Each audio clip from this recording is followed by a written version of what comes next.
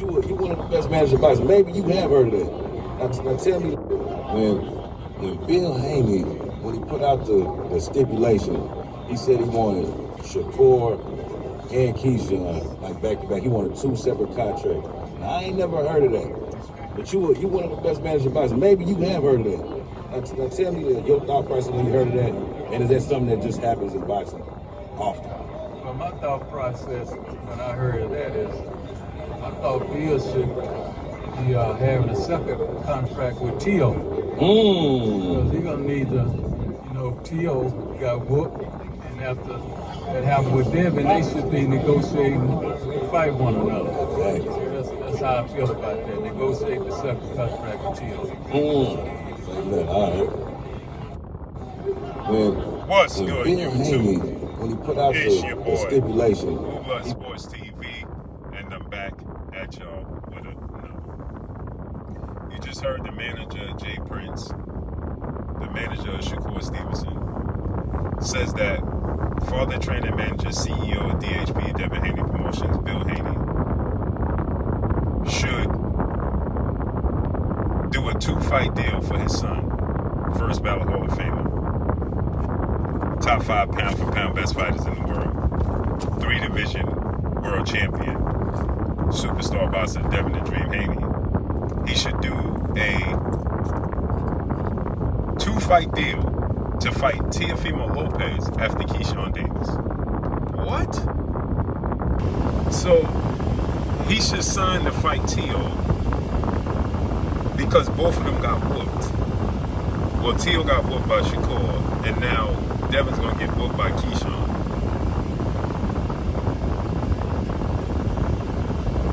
They are doing everything in their power to not put Shakur Stevenson in the ring with Devin Haney. As I told y'all, they're not confident that Shakur Stevenson can beat Devin Haney. They're not confident at all. His team ain't confident, and he ain't confident. He can say what he wants, but we know actions speak louder than words. Actions speak louder than words. You asked for the catch weight of 144 pounds, he conceded to that. Then you said you're not going to step on Keyshawn's toes.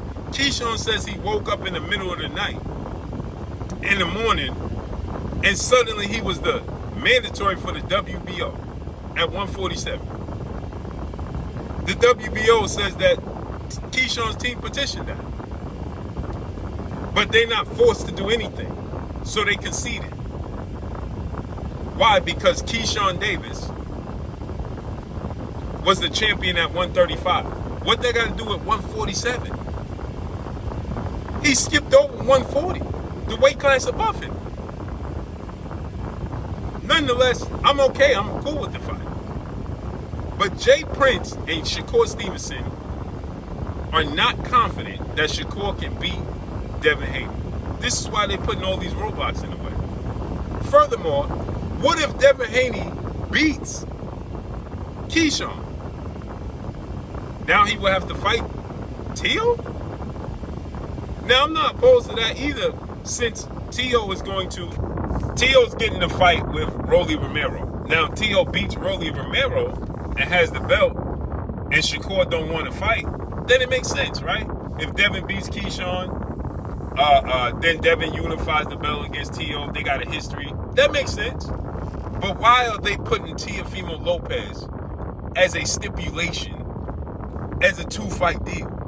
So Devin says, and Bill wants Keyshawn, and then put Shakur in the contract as well.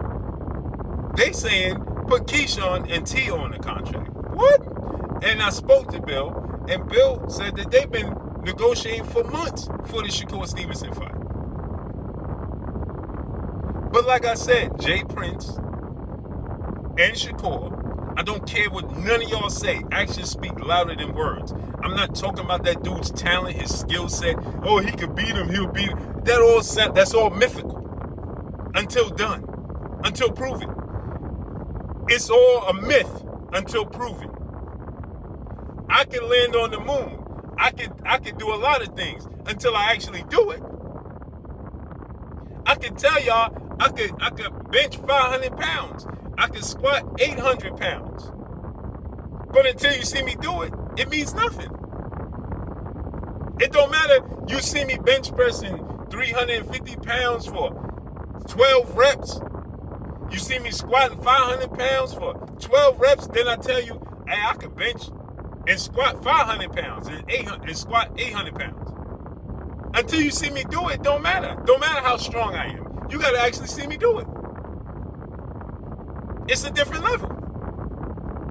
And Shakur and Jay Prince know it's a different level. And they're using Keyshawn as a pawn. And he don't mind being a pawn in this situation because he's going to get paid and getting a belt opportunity in a big fight on a big stage. But he's clearly being used as a pawn. Right? And so they agreed to 144. That wasn't enough. This entire situation is bizarre and crazy. And anybody trying to co-sign this on the other side, you are diabolical. You are diabolical in every sense.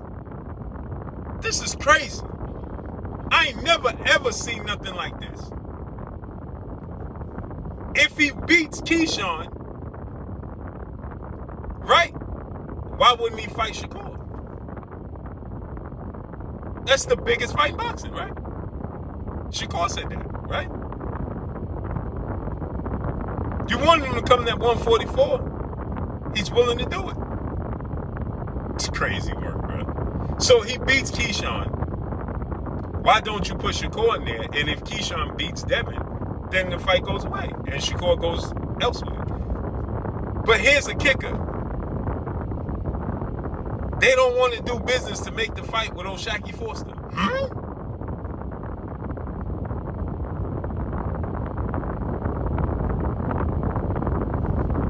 They don't want to do business with Shakur Foster. This is crazy work, bro. So if Shakur don't fight Devin, he's not gonna fight Shakur Foster either. Because they don't like the business. Bro, this is way left. Yo, I don't even know what else to say, man.